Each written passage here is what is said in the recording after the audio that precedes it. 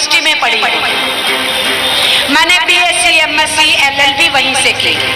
और जो मेरा पीरियड है पढ़ाई का, जब नरेंद्र मोदी की एमए की डिग्री बताते हैं उसी पीरियड की बताते हैं, बीए और एमए की।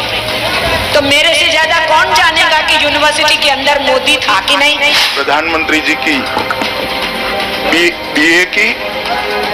बीए की और एमए की दोनों डिग्रियां सार्वजनिक करना चाहता हूं। प्रधानमंत्री जी ने दिल्ली विश्वविद्यालय से बैचलर ऑफ आर्ट्स की डिग्री प्राप्त की है। मैंने जितनी डिग्रियां पास की वो सारी हस्तलिखित है, क्योंकि उस जमाने में हाथ से डिग्री लिखी जाती थी। तो फिर नरेंद्र मोदी की डिग्री टाइप डिग्री कहां से आ गई? पूछिए इनसे ये पूछिए कि जब टाइप भी कराना था तो निकम्मो कम से कम सोच तो लेते। जो फॉन्ट टाइपिंग का कंप्यूटर पे फॉन्ट अभी हिंदुस्तान में दुनिया में आया भी नहीं था, वो डिग्री उस फॉन्ट में टाइप करके हुए हैं। मैं आज इस पोडियम से मिस्टर मोदी आपको, आपकी आरएसएस को, आपके कोलीग्स को, आपकी आगे तुम हिलाने वालों को, सबको कहना चाहती हूँ, कम्युनिस्ट ना कभी डरा था ना कभी डरेगा। तुम जेल दिखाओ, डंडा दिखाओ, लाठी दिखाओ, गोली दिखाओ, हम नहीं डरते हैं, क्योंकि हमने अंग्रेजों की गोलियां सही है, हमने शहादतें दी है, इस मुल्क को आजाद कराया है, और तुम लोगों ने केवल दलाली की है। और कॉमरेड्स और साथियों और जो आम नागरिक आए हो, याद रखो, इस तरीके के फांसीवादी नाजीवादी लोग जब तक सत्ता होती है तब तक अपने को ताकतवर समझते हैं और उस सत्ता का प्रयोग करते हैं। जिस दिन सत्ता से हाथ चली जाती है तो क्या करते हैं, मैं बताती हूँ आपको। मैं दिल्ली विश्वविद्यालय में पढ़ती थी, इमरजेंसी का पीरियड लगा तो बहुत सारी जगह पे धोबी बोलते थे, अरे ये निकरे पड़ी है, प्रेस होने को आई थी, कोई लेके नहीं जा रहा। आरएसएस के लोग अपनी निकर तक नहीं लेने गए, कायर लोग, कि पता ना लग जाए कि राष्ट्रीय स्वयं सेवक संघ के लोग हैं। और तो और ये भी मैं जाते जाते आपको बता देना चाहती हूँ साथियों,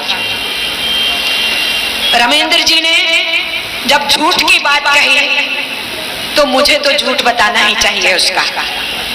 मैं दिल्ली यूनिवर्सिटी में पढ़ी, मैंने बीएससी, एमएससी, एलएलबी वहीं से की। और जो मेरा पीरियड है पढ़ाई का, जब नरेंद्र मोदी की एमए की डिग्री बताते हैं उसी पीरियड की बताते हैं, बीए और एमए की। तो मेरे से ज्यादा कौन जानेगा कि यूनिवर्सिटी के अंदर मोदी था कि नहीं।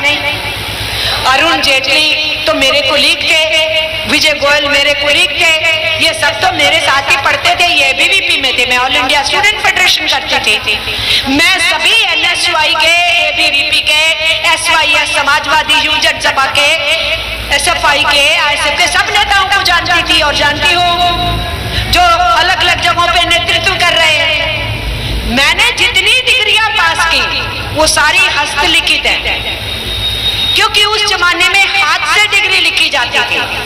तो फिर नरेंद्र मोदी की डिग्री टाइप डिग्री कहां से आ गई? पूछिए इनसे ये पूछिए कि जब टाइप भी कराना था तो निकम्मो कम से कम सोच तो लेते।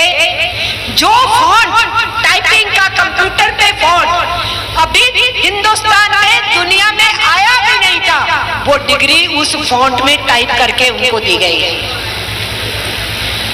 तो झूठ की तो कोई सीमा नहीं है ना। जिस रेलवे स्टेशन पे चाय बेचने का नाम लेके लोगों से हमदर्दी ली, वोट पाई, तो हमारे जैसे किसी नागरिक ने रेलवे में एक चिट्ठी डाली, सूचना अधिकार, कि ये रेलवे स्टेशन कब बना। अब उस अधिकारी को तो पता नहीं था क्यों पूछ रहे। उसने जवाब में बोला कि 1973 में बना। अब नरेंद्र मोदी कब पैदा हुए? 1949 में। तो 1973 में वो कितने साल के हो गए? 24 साल के थे। तो वो रेलवे स्टेशन जब ये 24 साल के हुए तब वो रेलवे स्टेशन बना और वहां रेलवे गाड़ी रुकनी शुरू हुई।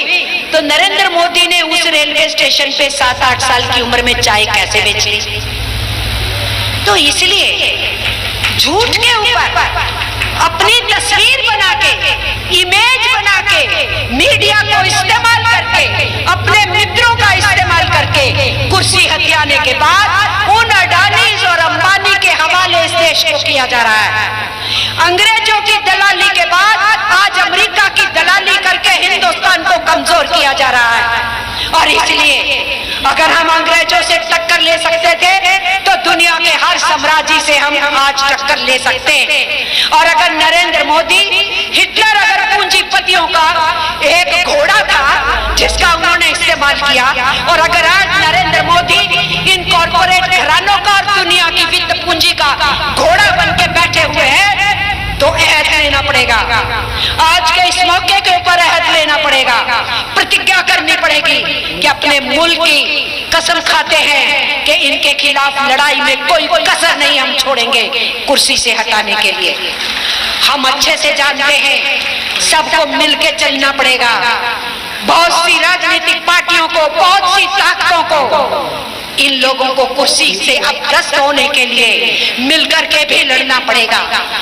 लेकिन कम्युनिस्ट पार्टी ने अगर अपने रोल को महत्वपूर्ण तरीके से निभाना है तो अपनी पार्टी को मजबूत करना जरूरी है, अपने जन संगठनों को मजबूत करना जरूरी है, ताकि साथ चल रहे संघर्षों को पूरी ताकत रहे।